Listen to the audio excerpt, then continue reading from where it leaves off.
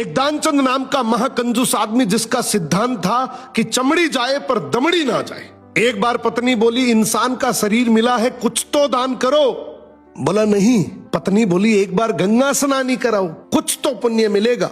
बहुत समझाने के बाद मन ही मन सोचा, पैदल जाऊंगा, स्नान करके घर आ जाऊंगा, क्या ही लगेगा। अब वो जैसे ही गंगा में डुबकी लगाने लगा, भगवान ने उसकी परीक्षा लेने के लिए पंडे का रूप धारण करके सामने खड़े हो गए। वो जैसे ही बाहर निकला, भगवान बोले, जजमान की जय हो। उसने बोला, भाई तुम कौन हो? बोले, हम पंडा हैं, बड़े संतोषी ब्राह्मण हैं, वैसे तो कभी कभी आते हैं, तुम्हारे जैसा भी कभी कभी आता है, साल साल भर का खाना दे जाता है। दानचंद बोला, साल भर का? मैं तो नहीं दे सकता। बोले, महीने का ही दे दो। उसने बोला, मैं तो एक दिन का भी नहीं दे सकता। भगवान बोले, कुछ तो देना पड़ेगा।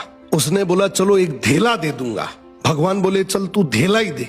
बोला, वो भी अभी नहीं, उधार ले लो। भगवान बोले, ठीक है। अब कुछ दिन बाद भगवान वही पंडे का रूप लेके उसके दरवाजे पे आ गए। पत्नी ने पूछा, तुम कौन हो? बोले, मेरा उधार लेने आया हूं। पत्नी अंदर जाके बोली, बाहर एक पंडा आया है, कुछ उधार है? बोला, हाँ, लेकिन तू बोल दे तबीयत खराब है। पत्नी ने वैसा ही किया।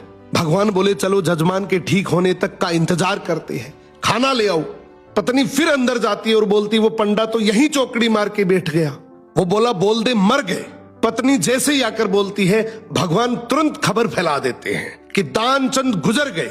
अब धीरे धीरे लोग इकट्ठे हुए, उसे बांध कर ले जाने लगे। पत्नी बोली, अरे मरे नहीं है। लोग बोले, ये तुम्हारा मोह है। अब भगवान ने भी हार मान ली कि ये मर जाएगा लेकिन कुछ देगा नहीं। भगवान ने अर्थी रुकवाई और बोले, जजमान के कान में कुछ कहना चाहता हूं। भगवान बोले, अरे दानचंद आंखें खोल, मैं भगवान हूं। उसने सोचा, अरे ये तो स्वयं भगवान है। उसने आंखें खोली, सामने वही पंडा। देखकर आंखें फिर बंद कर ली। भगवान बोले, अरे भाई मांग ले, तू क्या मांगता है? तेरे से कुछ मांगने नहीं आया हूं। इसने बोला, हमको तो कुछ नहीं चाहिए, बस धेला छोड़ दो। इसी तरीके से बहुत सारे लोग हैं जो मर जाएंगे लेकिन 1 रुपए दान नहीं करेंगे।